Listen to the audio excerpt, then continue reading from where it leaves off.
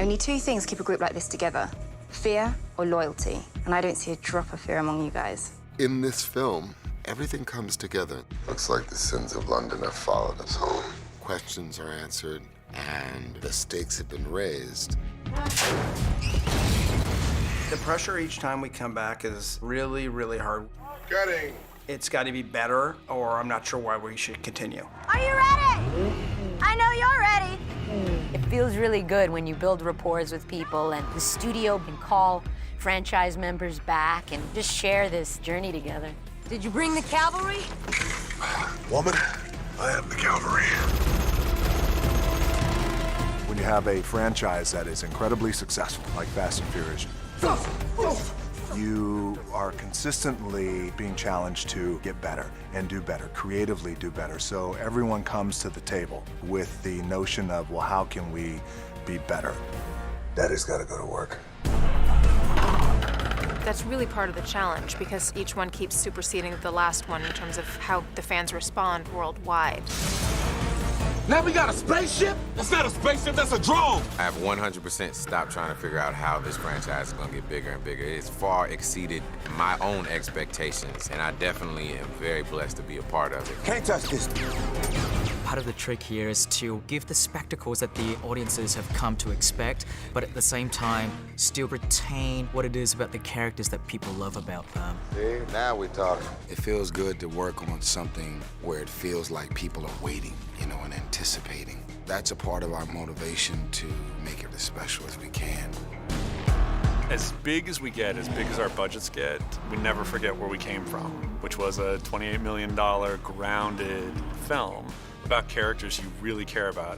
One last ride.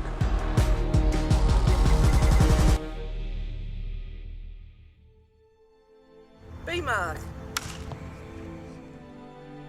When we're putting these movies together, the first thing we do is take a look at what's at stake for the family.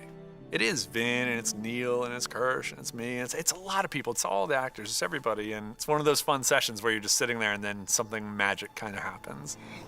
Don't. Stop. Increasing the emotional stakes It's telling the truth. is what will set the saga apart from any other movie. The emotional heartbeat of the movie is something that everyone is invested in. That's the date that I lost my memory. That's the date that Letty died. That evolutionary process is something that we talk a lot about. And one of the beautiful perks of being part of a franchise and having a rapport with people for as long as 14 years, you have this wonderful ability to communicate and give your input. Most of the times we have too many stories to tell, and it's just about whatever the most emotional storyline is at that point. We just try and follow whatever is the most heightened. He put you in his grave. So now I'll do the same to him. It was imperative to introduce the next villain in a way that automatically affected you emotionally. That the villain, in essence, taken something away from you. You don't know me. You're about to. If people thought Luke Evans' character was dangerous in Fast 6, they have another thing coming for him, man. Jason Statham, the word dangerous doesn't even apply. I don't think there's a word in the dictionary.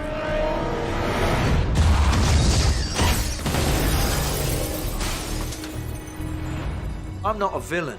I'm putting 2 feet down and saying, who done this to my brother? And if you did, you need to answer to me.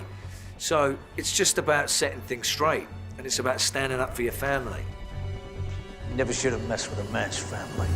I told your brother the same thing. I went on Facebook and I asked book fans, who would you like to see me work with?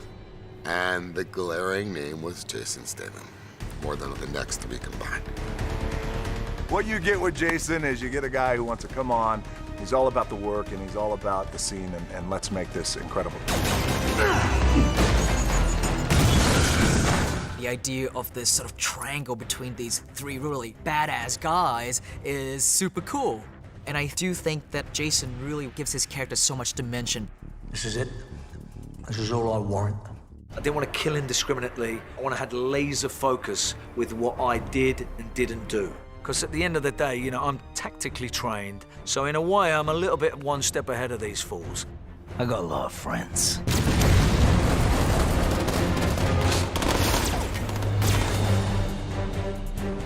You know, know, there's some cool characters that come in and out of the franchise, and I'm always excited to meet them and to watch them in action. We spend a lot of time thinking about who fits into this world of Fast and Furious. Who the hell are you? I'm Mr. Nobody. B-Marker.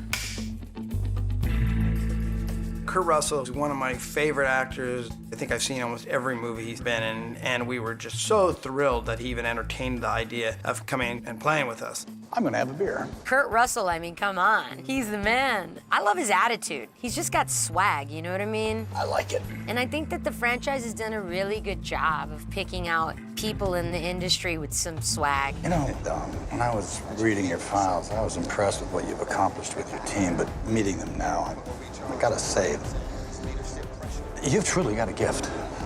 The chemistry with Kurt Russell was so gratifying, and it's just so much fun to work with. You could tell right from the beginning that there was a pride that he had about being a part of the Fast saga. Let's go bag a shadow. We're told the character of Ramsey is a hacktivist, and we all assume that it's going to be some nerdy guy, and then it turns out to be Natalie Emanuel. Bingo.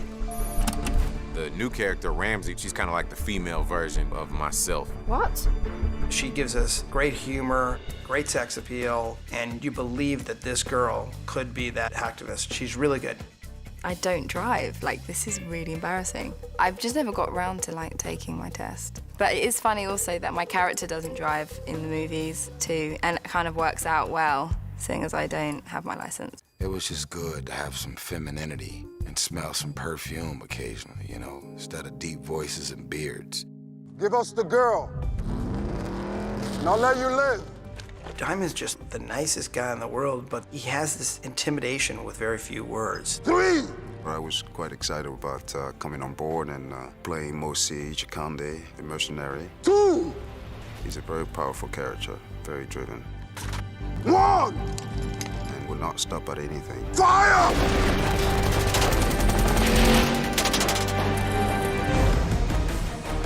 Tony Jaa is maybe the most amazing athlete I've ever seen in my life.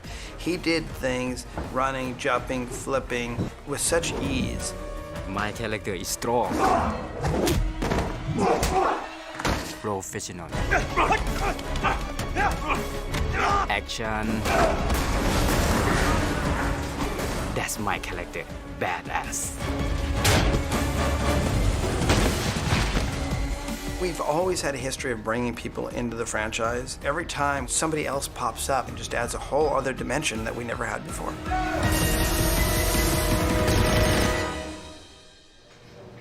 The keys to pull it up. Yeah. So I would go reveal the car, and I would almost jump out to you just going like that.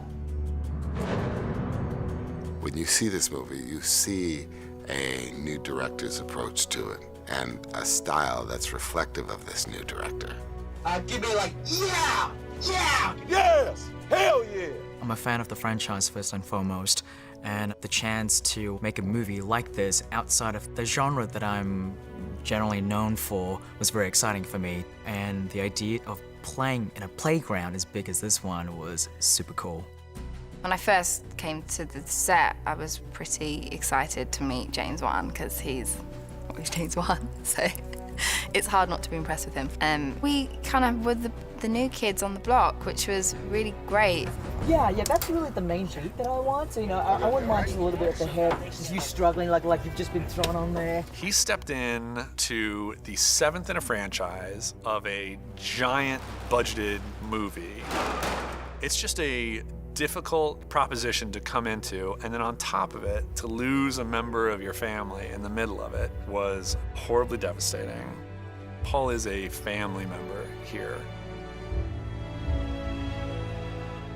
We all got together and we were very honest and looked at each other and said, well, what would he want?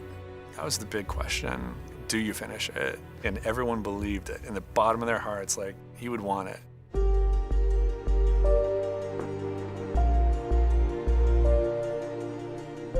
This one matters the most because we lost a dear and great friend, Mr. Paul Walker, and we're gonna carry on his legacy the way he would have wanted us to, period. He is the original Fast and Furious. We all knew Paul, we all were close to him, and it was a responsibility that I carried with a great deed of pride, because it's gonna give people an opportunity to still have fun while they're thinking about what we're all thinking about, which is our brother.